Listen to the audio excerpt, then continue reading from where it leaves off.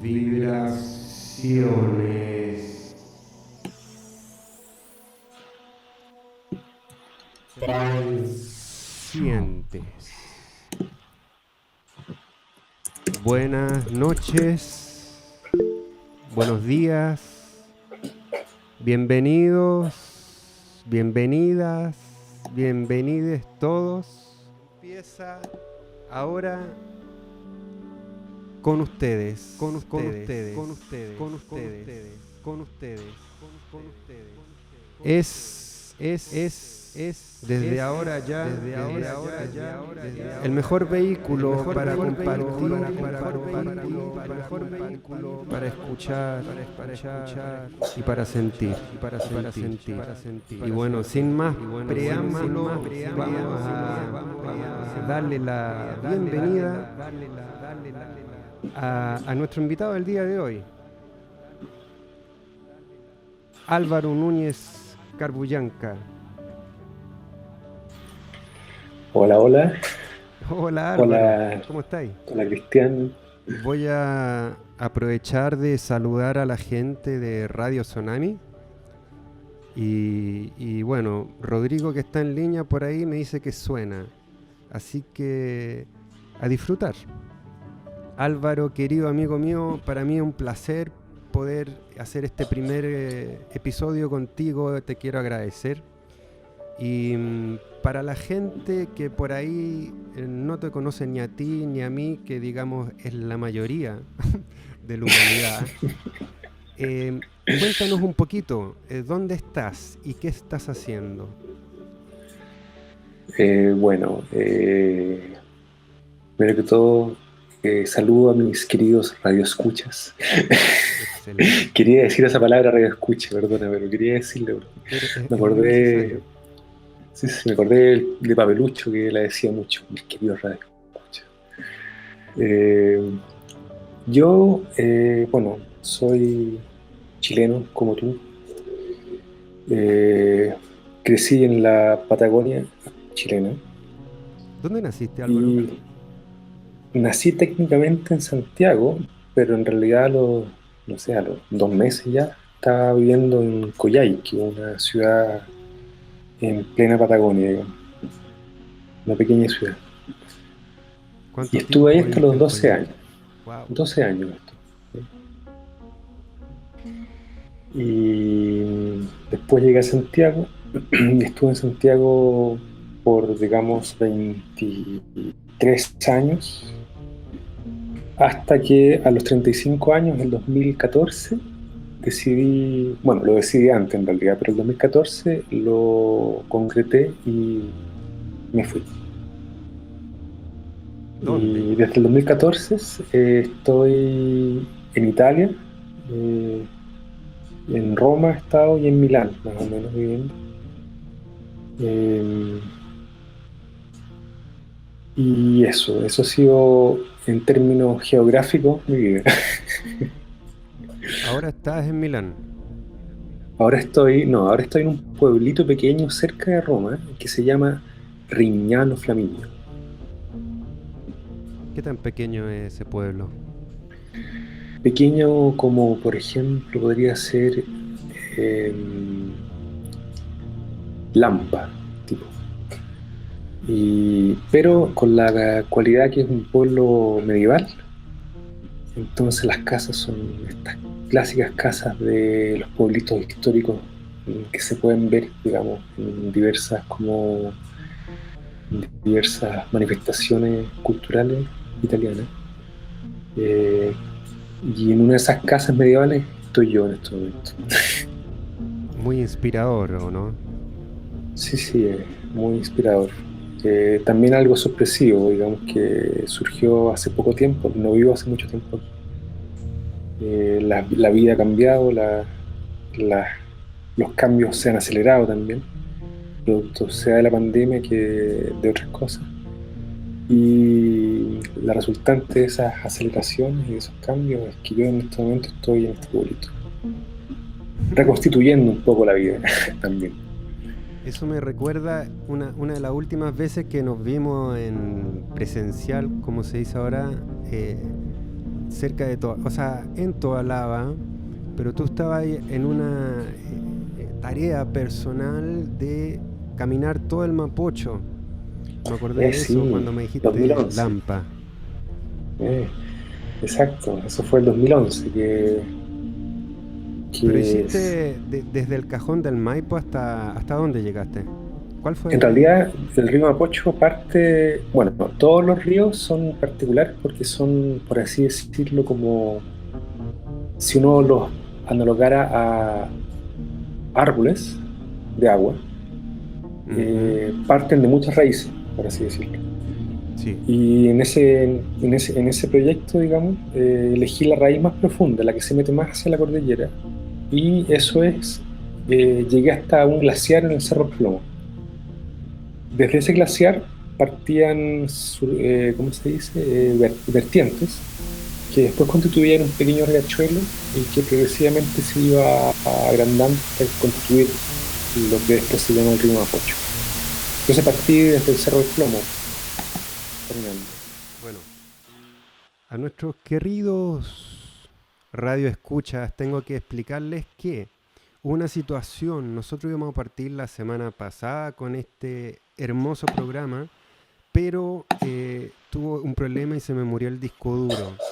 Y lo que acaba de suceder de alguna manera es un coletazo de ese accidente tecnológico porque hubo una clave que se quedó perdida en el disco duro anterior. Pero ya estamos de vuelta, estamos autorizados y estamos hablando de alguna manera, el caminar como un acto de liberación, como un acto meditativo y de trascendencia. ¿O le estoy poniendo mucho, Álvaro? O sea, la última palabra, no sé. ¿Cuál? Eh, ¿La de l- trascendencia? Trascendencia, sí. Las otras dos, sí, seguro. ¿Queremos trascender o da lo mismo trascender? Mira, yo creo que están pasando tantas cosas dentro de la vida que la trascendencia es intrascendente. Excelente. Oye, y cuéntame, ¿no tenés planes de volver a Chile? ¿Qué tal tu vida en Italia? ¿Cómo pasó lo de esta maravillosa, digamos, germinación de la obra que se llama Vía, una obra para orquesta que vamos a escuchar en un rato más? Esa música es, por así decirlo, uno de los últimos eh, experimentos de relacionar de manera generalmente íntima el acto creativo, compositivo con el caminar. Partí haciendo ese vínculo cuando llegué a Italia, eh, en un modo literalmente performativo, en el sentido de componer al mismo tiempo que caminaba, para pequeñas bandas, por así decirlo, de músicos que tocaban caminando. ¿Y ahí qué tipo de Después música empezó a brotar?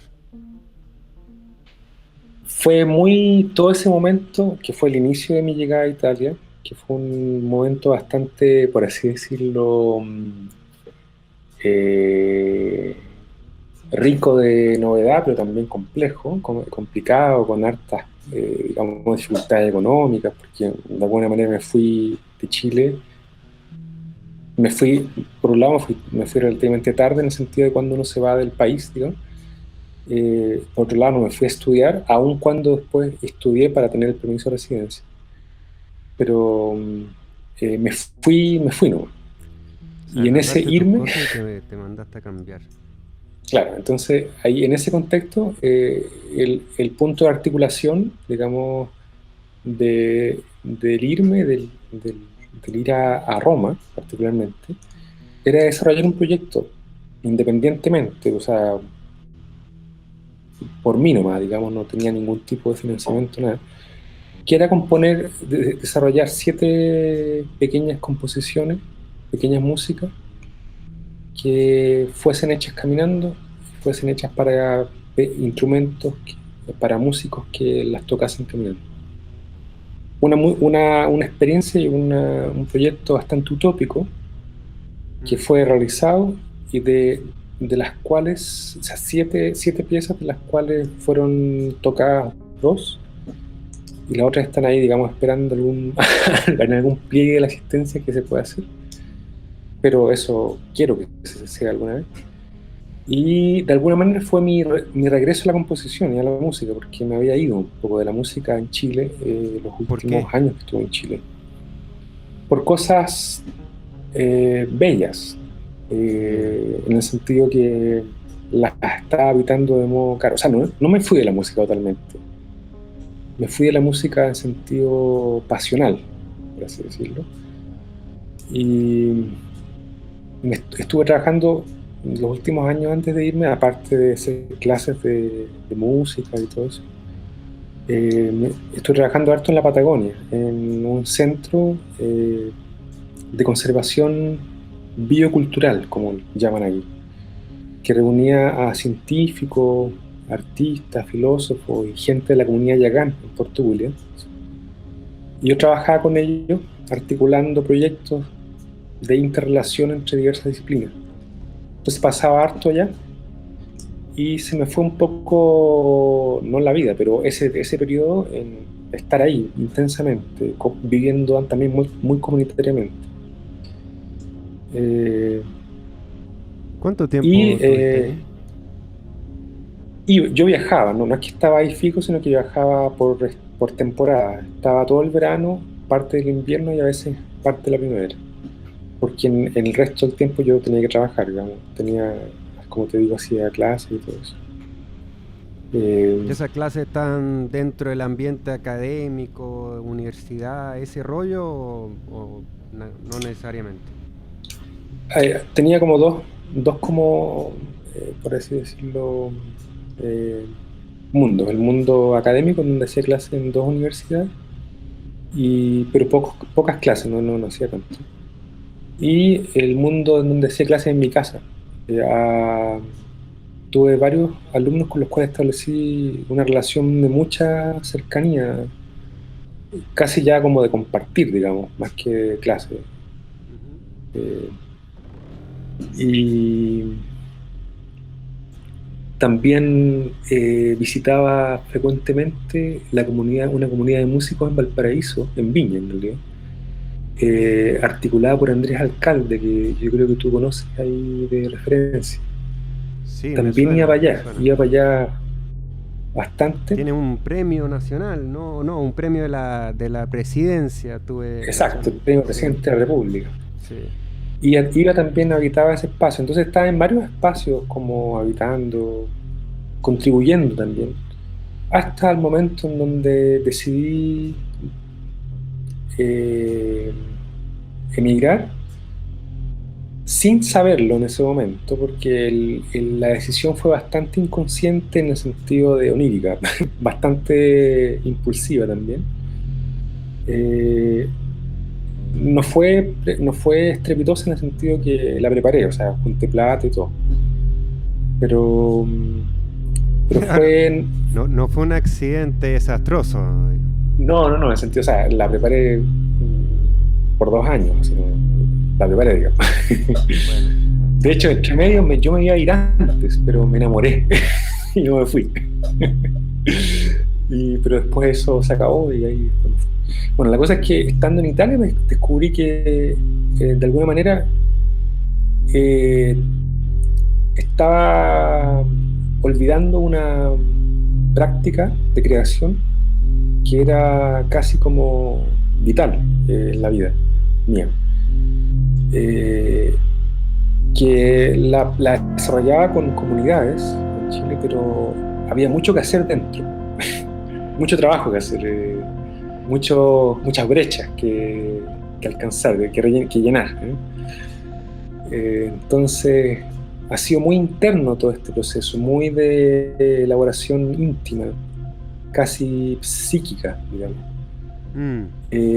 Eso mezclado con la composición. Entonces, ya bien, no sé bien separar las cosas y eso ha sido bonito, que no es una cosa ni siquiera artística, ¿eh?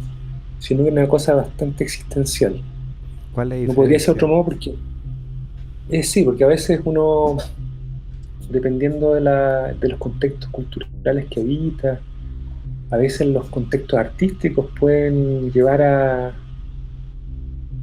a separaciones aparentes de existencia y práctica artística, Mm. aun cuando existe el discurso, digamos, de no, arte vive la weá. Pero, pero no siempre es así eso, muchas veces no es así. Porque cuando tú los unes, pasan muchas cosas, o sea, se destruyen muchas cosas y se aparecen otras y cambia la vida. Eh, bueno, y eso sí un poco lo que estaba acá. ¿Qué se ha Eh, destruido mientras está allá? en realidad la palabra destruir es tal vez demasiado radical, más bien la palabra de moda sería de construir, que, que es más simpática, por así decirlo. Mm. Eh, Porque también no es solamente destruir, sino que tal vez poner en suspensión ciertas cosas, observarlas, ¿por qué? ¿Eh? Eh, lo que ha sucedido harto acá es que le he estado poniendo atención creciente a los sueños que tengo en las noches, digamos, o cuando sueño. Interesante. Tú escucháis en tus sueños, ¿no? Sí, escucho y olfateo y sucede todo lo que en realidad le sucede a todos los sueños. Es Que no, realmente una no, vida no dentro de la vida. generalmente está muy, ¿cómo se diría? Popularizado la riqueza de los sentidos en los sueños. Hay mucha gente, por ejemplo, yo sueño mucho con sonido, música, sonido y qué sé yo, y lo comparto y le pregunto a otra gente y la mayoría de la gente no escucha en sus sueños. Pero qué suerte que nosotros sí. Sí, sí. Bueno, no es una cosa que suceda siempre, pero sucede, a mí me sucede también. Y a veces me ha sucedido que bueno, entonces esto sería ya como un paréntesis del paréntesis, ¿ya? Pero que, que ciertos sonidos que escucho son sonidos indescriptibles. O sea, que inalcanzables en la vigilia, en la vida no de sueño, no Qué onírica, sino en la maravilla. ¿Y vida podría dar un despierta. ejemplo? Mira, yo tengo un sueño como paradigmático que tuve cuando tenía como 22 años. Ya. Eh, y en ese sueño yo corría por una especie de construcción en ruina, un palacio en ruina, muy antiguo, eh, por corredores de ese palacio, por pasillos de ese palacio, con columnas, algunas derruidas y otras no, y sentía en el aire una música que era una música extrema, o sea, muy extraña, no porque fuese una música extraña en el sentido como, no sé, era una música, no era una cosa, era una música, pero con con un aura, por decirlo, tan extraña, que yo corría buscándola y no la encontraba, no la encontraba y corría y no la encontraba. Bueno, y me desperté así, pues no encontrándola, pero la escuchaba, ¿me entendió? ¿No? Y yo creo que ese O sueño sea, se quiero hizo decir, realidad de alguna manera, Álvaro. O sea, bueno, pues no sé si, sí. quizá tú no lo creas. De hecho, probablemente no vaya a estar de acuerdo conmigo y encontráis patúo mi forma, pero No. encontré maravillosa relato tuyo para que invitáramos a los radio escucha para escuchar vía para orquesta. Sí, sí. ¿Te parece? Bueno, para entrar en vía, antes de Sí, dos dime, palabras nomás, por favor. eh, es una obra, bueno, para orquesta que sedimenta de alguna manera muy inconsciente, porque fue una obra hecha muy inseguramente, sin proyectar nada. Fue muy hecha con inseguridad y con tensión onírica, digamos. Y que sedimenta la experiencia de las caminatas, pero en un sentido del cuerpo, dentro del cuerpo. ¿Qué sucede en el cuerpo cuando se camina? Los latidos, las respiraciones, los pasos. Eso no lo quería decir. Qué maravilloso. A mí, bueno, en realidad no voy a adelantar nada. La obra es hermosa y ¿te parece que después de terminar la obra hagamos un pequeño terminar de amarrar el nudo? Perfecto. Muy bien. Vamos a ir ahora a escuchar Vamos entonces. Vía para Orquesta de Álvaro Núñez Carbullanca.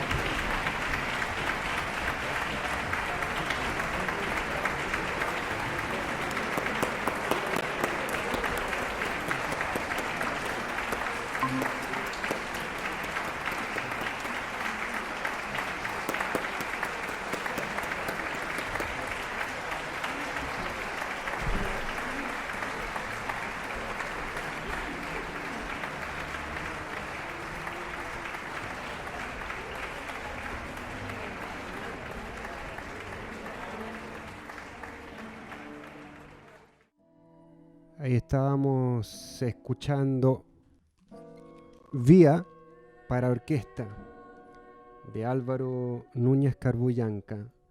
Vamos a retomar ahora con él. Queremos saber más de esta preciosa obra. Se estrenó, entiendo yo, a principios de este año, a finales del año pasado, en Galicia. Pero como un joven caminante chileno termina con una obra montada en Galicia, una pregunta importante. Y esperemos que Álvaro se pueda conectar para que nos responda.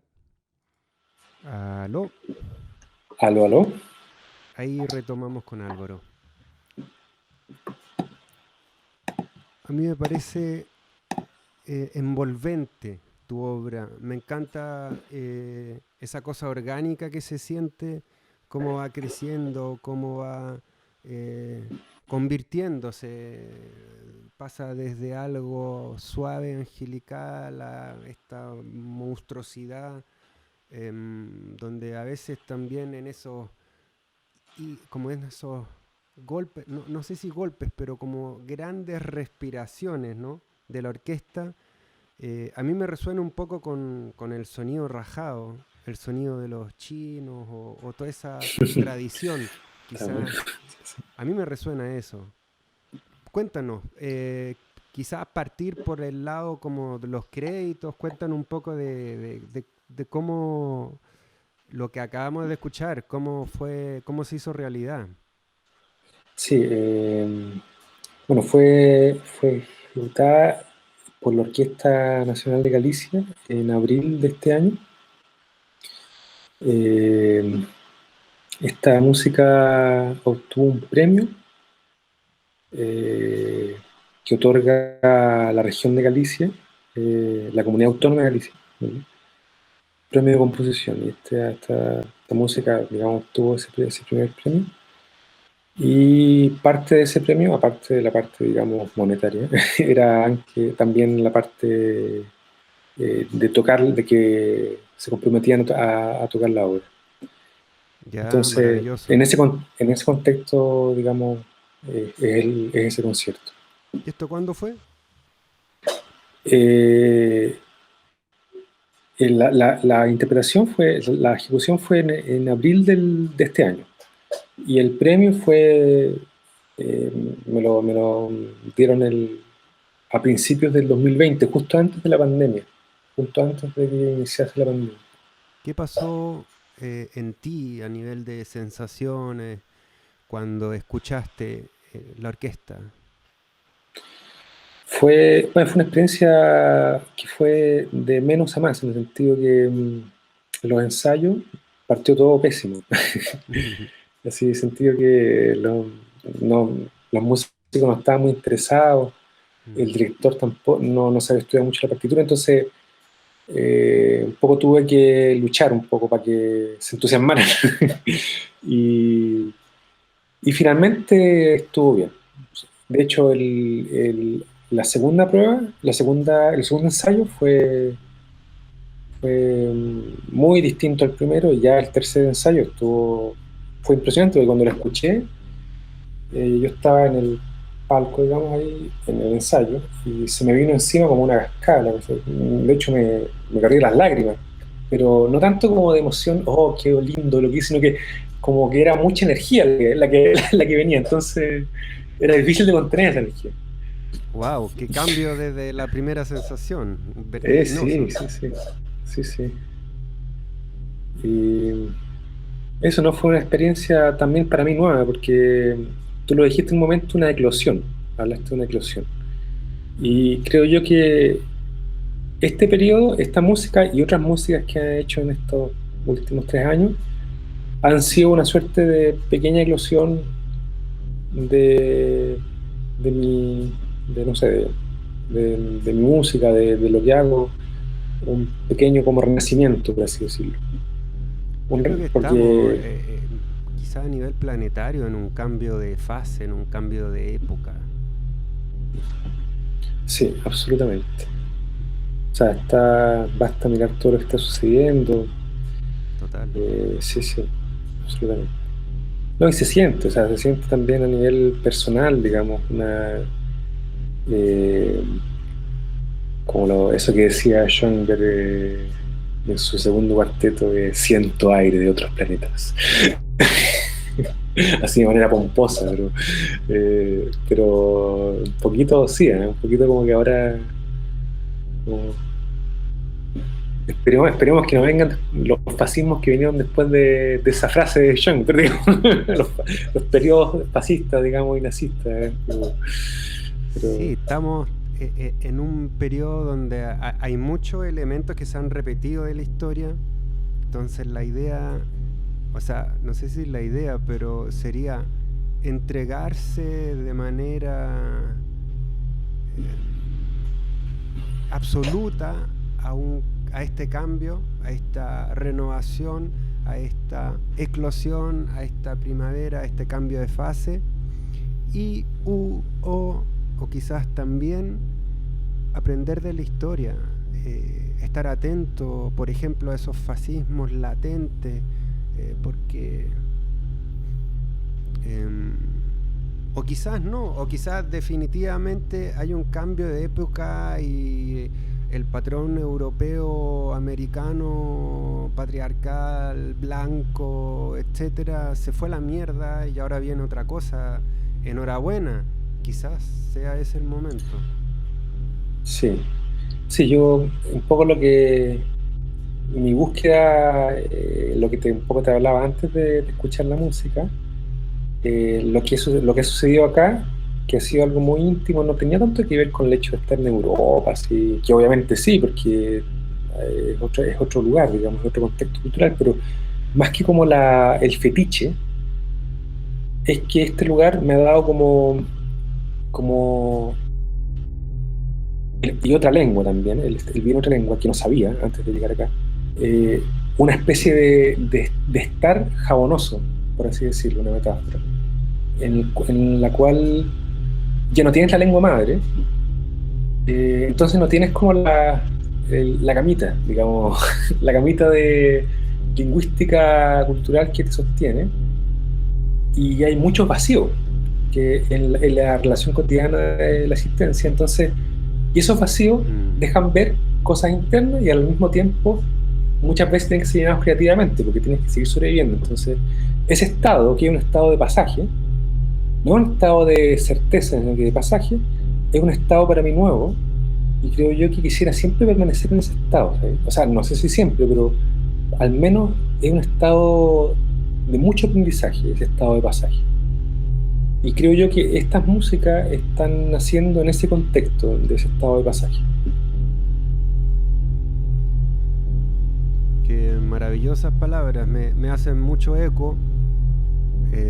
Por supuesto tenemos circunstancias personales distintas y todo, pero yo creo, sí, estoy convencido de que finalmente igual todos los seres humanos somos parte de una gran red, ¿no? O sea, bacán el individualismo, pero está demostrado que necesitamos los unos de los otros. ¿Y a qué voy con esto? Que es interesante constatar que ciertos procesos tan íntimos como el que tú acabáis de compartir, ¿no?, a los preciosos auditores y a mí mismo, a mí me hacen eco y probablemente a alguien que esté escuchando también. Eso es una maravilla dentro de tanta incertidumbre y jabonosidad también. Sí, o sea, es más, o sea, bueno, es un poco también, son pequeñas como revoluciones internas, o sea, un poco todo lo que tú decías de estos tiempos nuevos, lo que sucede ahora es que uno encuentra todas las tensiones culturales, políticas, que aparecen en la calle, aparecen en todas partes, las encuentras también dentro tuyo, como campos de fuerza operando. Total. Entonces yo creo que cuando hay esa correlación... inconsciente. Exacto, cuando hay esa correlación, creo yo que es posible una revolución no solamente hacia afuera, sino que también hacia adentro, que es una cosa, creo yo, para mí fundamental. Es interesante eso, porque dentro, a propósito de Schomburg y la cita histórica y el fascismo que vino después, todo ese rollo, a pesar de la legítima instalación de ciertos discursos más tradicionales de la izquierda, por ejemplo ahora en Chile, estamos con la convención constituyente, han habido maravillosas escenas de cambio. Sí, muy linda. Exacto.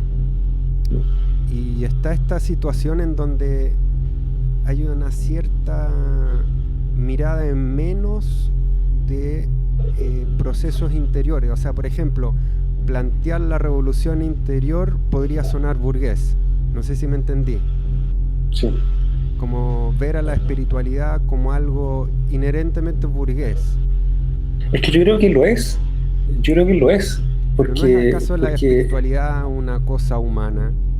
¿Acaso? O sea, es que yo creo que lo es si esa búsqueda de revolución interna no tiene una especie de mirada hacia afuera también, ¿cachai? Sí, claro. O sea, pienso que no se puede uno aislar, digamos.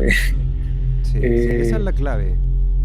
Yo me acuerdo, o sea, yo tuve la oportunidad de ir a Chile en enero, estuve a fines de diciembre y enero del 2020. O sea, fines de diciembre del 2019 y enero del 2020. Justo en medio del estallido. Sí, po.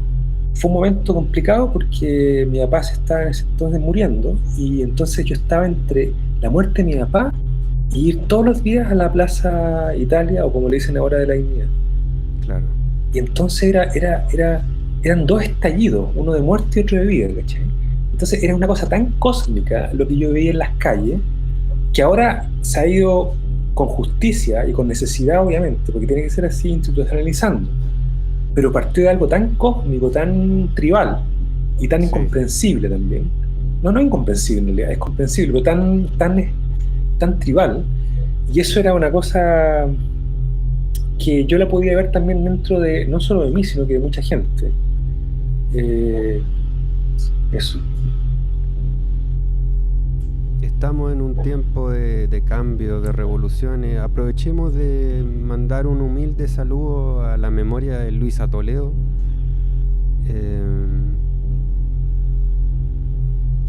Y esa conexión con el otro que es imperativa para el ser humano, más allá de sus quehaceres. Sí. Álvaro, muchas gracias. Antes de despedirte, ¿quisieras agregar algo más? No, yo creo que hemos hablado y quería solamente agradecerte, oye, y manifestar también. Lamento el percance, le pido disculpas al amable auditor también. Como es primera. Pero está bueno, ¿qué? Una situación, bueno, son gases del oficio y del orificio también. Exacto. Gracias, y también manifestar que ahí tenemos nosotros una historia de experiencias muy bonitas, ¿no? Desde muy chicos, ¿no? Totalmente, totalmente. Sí. Eso quizás, que nació en la disquería Seven, la mítica disquería Seven. ¿Qué será del guatón Seven? Parece que anduvo por malos pasos en algunos momentos. Me llegaron quizás sean rumores, ¿no? Son rumores, son rumores. ¿Y qué será el otro? Que era el flaco, que era... y era súper loco. Doctor Mortis, esa weón. Sí, y estaba súper loco, loco. Pero era estupendo, era encantado. Qué grande. Bueno, ahí nos conocimos, ahí la disquería Seven. Oye, mira, te dejo invitado para otro episodio en un futuro, esperemos próximo. Sí, bueno, y también estar escuchando las otras transmisiones. De todas maneras. Mucho éxito, abrazo, Álvaro, Cristian, que sigáis cosechando maravillosos frutos de tu trabajo. Es muy alentador, muy prometedor lo que sucedió con Vía. Ojalá que podáis explorar ese ese maravilloso formato de trabajar con una orquesta que en pleno siglo XXI es un regalo de los dioses. Así que, bendecido Álvaro Núñez Carbullanca. Una última cosa, el apellido Carbullanca es ¿de qué origen? Es mapuche, de la zona de Bichuquén, y significa piedra azul. Carbullanca. Porque No, Carbullanca, no es exacto, en la zona más de la Araucanía, del Gualmapu, ahí se diría Calfu, Llanca. Ya. Pero en la zona de Bichuquén se llama, probablemente habían derivaciones lingüísticas particulares. Sí, claro. La zona, digamos, del norte de la Araucanía. Y bueno, y sí, por ese lado tengo ancestros mapuche. Mi abuelo sería mapuche, que yo no conocí, murió en los años 60. Ya. Sí. Es maravilloso. Álvaro Núñez Carbullanca, nos veremos pronto. Muchas gracias por compartir con nosotros. Muchas gracias, querido Cristian. Chao. Y chao a los radioescuchas. Radioescuchas. Chao. Álvaro, cuídate mucho. Ahí estábamos con Carbullanca Núñez Álvaro. Ahora, queridos radioescuchas, ha sido una maravillosa primera sesión. Espero que a ustedes les haya parecido probablemente enajenante.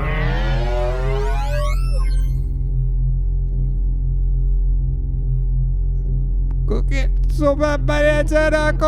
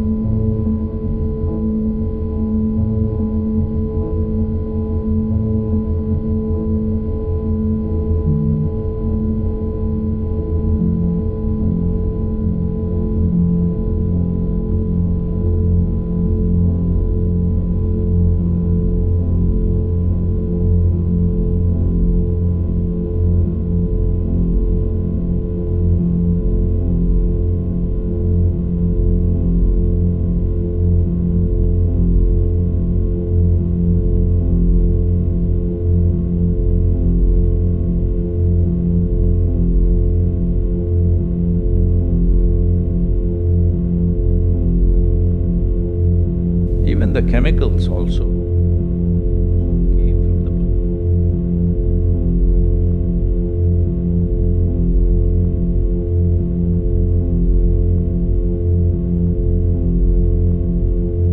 Well, I want you to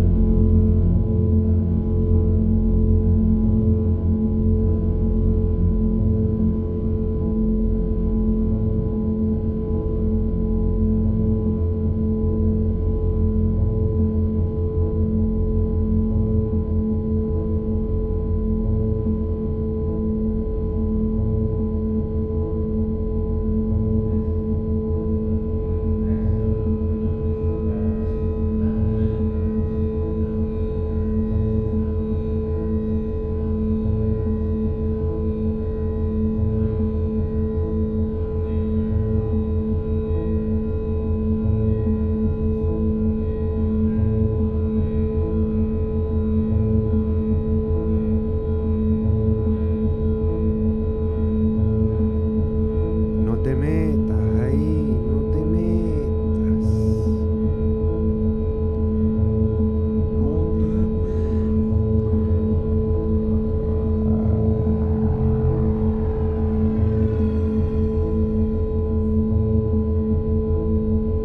Ey.